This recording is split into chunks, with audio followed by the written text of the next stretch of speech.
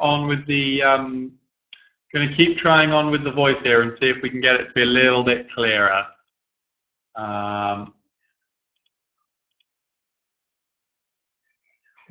That's fantastic. Okay, I'm going to pass you over to Dr. Vikram. You should be able to see on your screen now from Harley Academy OSCE revision slides. If you can't see the slides, just let us know. But otherwise, I'm going to hand you over to Vic, who will be able to kick off the webinar. Sorry about the delay, guys. Okay, guys, we'll get there in the end. So let me know if there's any problem seeing these slides or hearing what I'm saying. Just type into the chat. Feel free to ask any questions via the chat as we're going through. Also, we'll have some time at the end just to go over anything you may have. So I'm just going to go through a little bit about the OSCE. So how the day works, what potential sessions may come up during the OSCE examination, what we're expecting of you, and what sort of things may affect your grading or marking for each station or scenario. Okay, so the day consists of a 3-hour examination. There are 8 clinical stations. These rooms will all be marked in numbers 1 to 8 in a sort of an ascending order. You need to get through all the stations in order to pass the OSCE. You don't need to bring any sort of pens and paper with you. There's no requirement for you to make any notes in any of the stations and taking it with you along to another station. You have about 15 minutes. There's 15 minutes per station, guys. So this, we feel, is ample time to undertake what is required of you during the station. Obviously, we understand it's a more stressful environment, so if you find, or the examiners find that you're taking a little bit too long with one of the tasks within each station, you may be prompted to sort of either just explain what you would do to finish off that part of the task, or prompted to move on a little. This is just going to help you guys to score as much as you can during each station.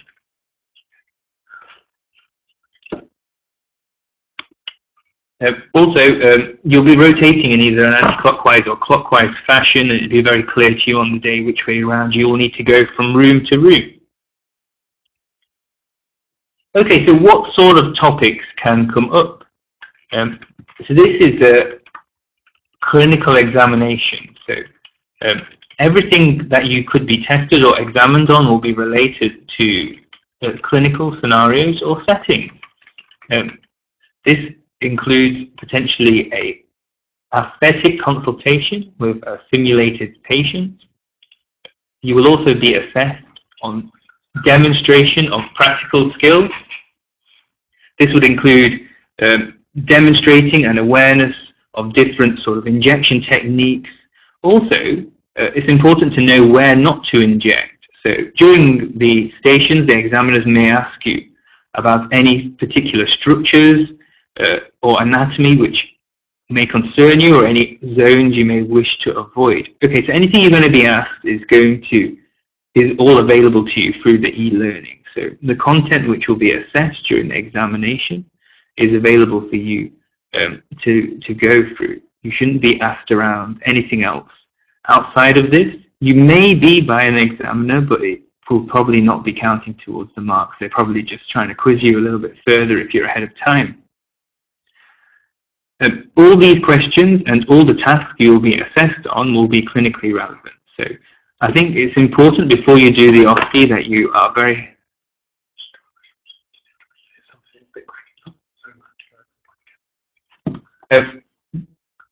I'll keep going through this bit of the slides, guys, and we'll come back to... We're going to cover what you need to bring and expectations of you a little bit later on. So the stations, okay, so clinically relevant. So think about being sound with your facial anatomy, your principles of facial aging and what changes as you age. There also may be questions or skills related to pharmacology and dermatology. Okay, so we're not expecting you to diagnose and manage dermatological conditions, but as per your e-learning, there may be pictures shown to you for you to suggest what the potential diagnosis is. It's more a case of making a clinical judgment as to whether you would proceed with treatment or not in these sort of cases. The practical skills are all going to be assessing your non-surgical injectable ability. So it's going to be focused on botulinum toxin and dermal fillers. So I know some of you have been doing mentoring already, and we will go through a lot of these practical skills. It's important that you don't forget the basics. Grading and marking is not only going to be on safe demonstration of your injection technique or delivery of the toxin to the glabella. It's also, don't forget, your basics such as hand washing, your clean preparation of the equipment, appropriate drawing up and reconstitution, and also after treatment, so correct disposal of your sharps and clinical wastes appropriately.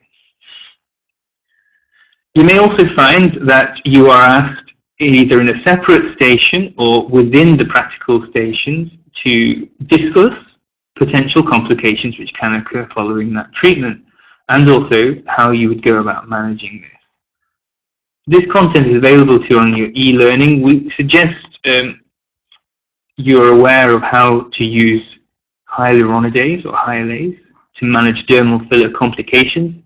The office have actually created a little video and guideline, which, if it's not already out to you, should be out to you early next week, which will take you through how you reconstitute hyalase and give you a set protocol or guideline for how you're using it.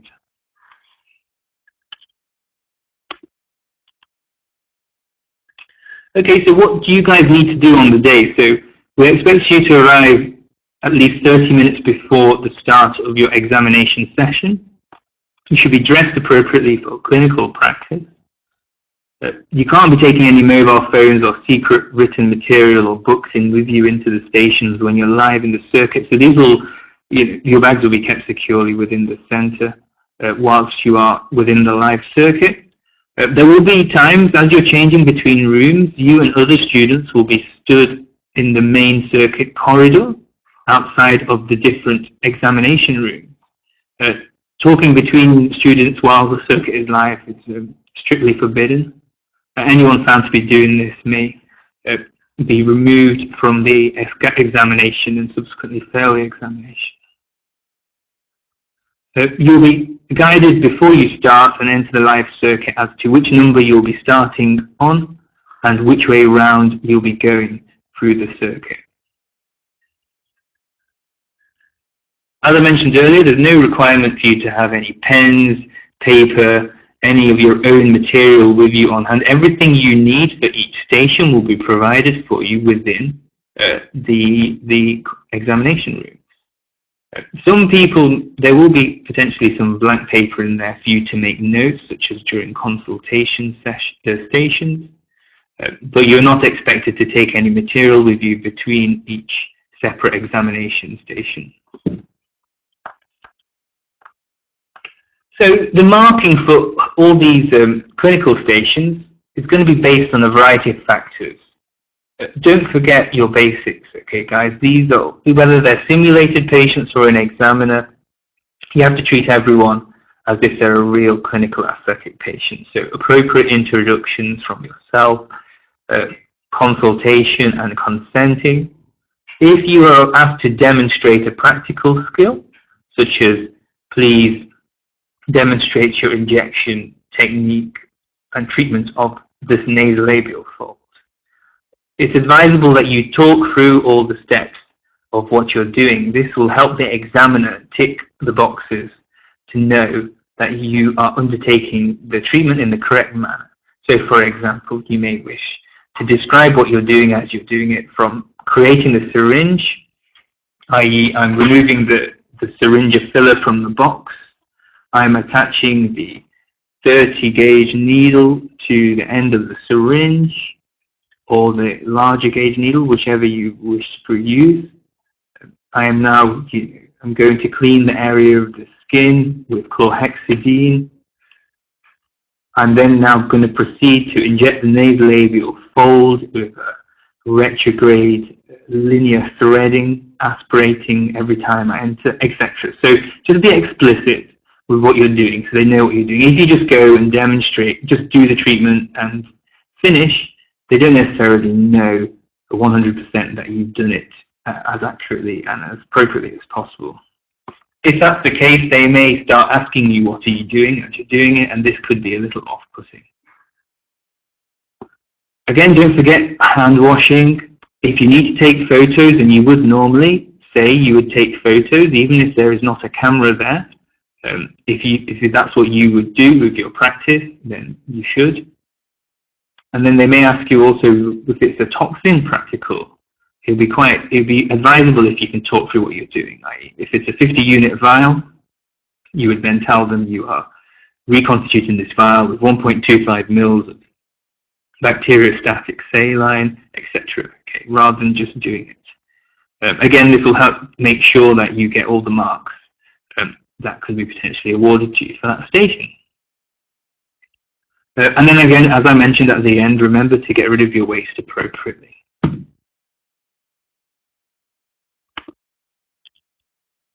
Okay, so the first session in February is in Liverpool, in Pall Medical. You should have these details already. If not, you will have them very soon. Okay, so that's a little bit of an overview of what we're expecting, what the marking is based on. Your professionalism will be judged throughout this examination also and contribute towards your overall score at the end of the examination. So I know some of the stations may seem a little artificial with actors and demonstration of your practical skills, but try and act as clinically professional as possible throughout, as if everything were real patients in your clinic.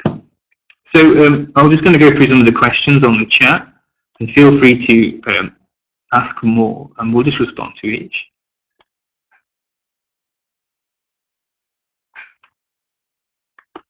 So Christina, are you happy now with what you need to bring on the day?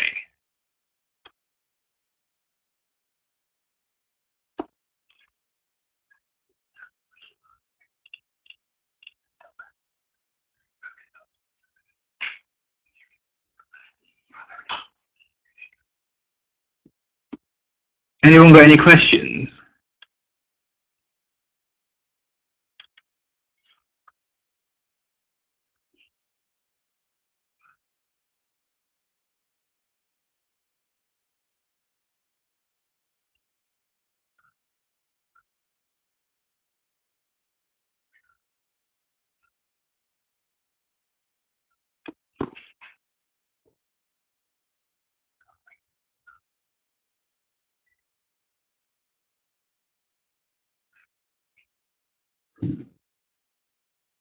Okay, well that's fairly straightforward then. So practical examination, okay, it's clinical exam, examining your skills and your clinical related knowledge. So, if at all, just try and prepare as best as you can. Definitely make sure you've covered all the e-learning content, would be my advice prior to the examination. None of the stations are out there to trick you, and they're all very relevant to what you've been doing on your mentoring days and also with your theoretical learning via the e-learning. So as long as you're happy with all of that, you guys should do fine. Obviously try and stay as calm as you can as well. I know it's quite difficult. But as I said, no one there examining you is out to trick you. So it's just demonstration of your skills and knowledge in an appropriate and safe manner.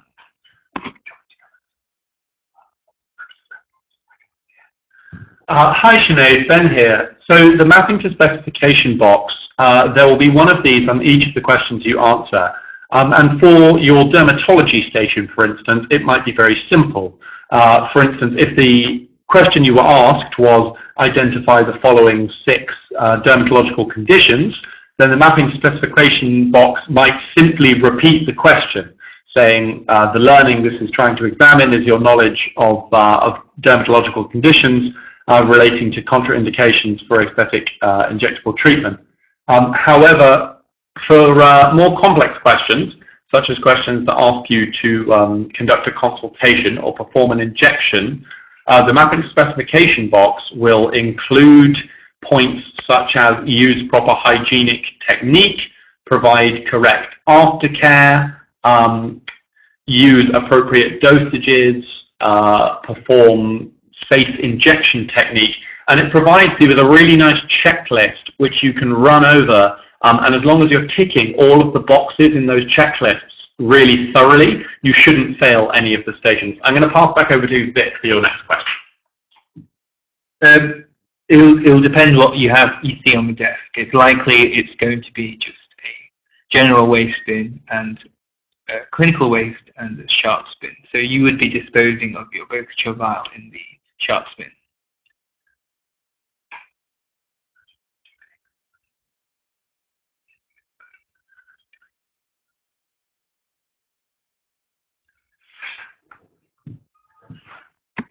As you know, all the toxins contain human albumin. Some of the other toxins contain different excipients ranging from sodium chloride, sucrose and lactose. It's a decision you have to make, guys, on the day if confronted with this issue.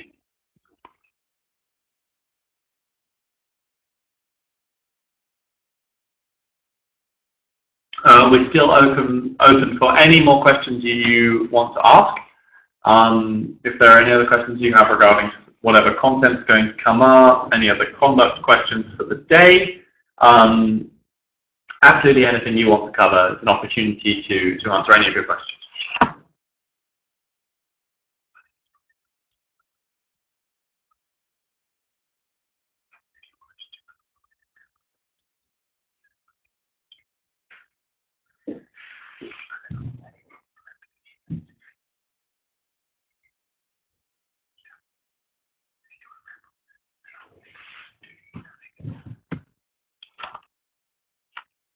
Okay, guys. So I just want to reiterate that we're not out there to trick you or make life difficult.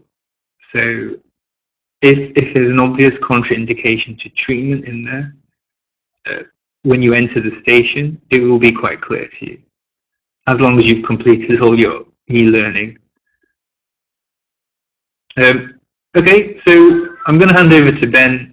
I think I've been through most of the key points already with what you need to do. Just remember, don't forget the important steps, your intros, your hand washing, appropriate preparation of your equipment, performing the treatment primarily safely.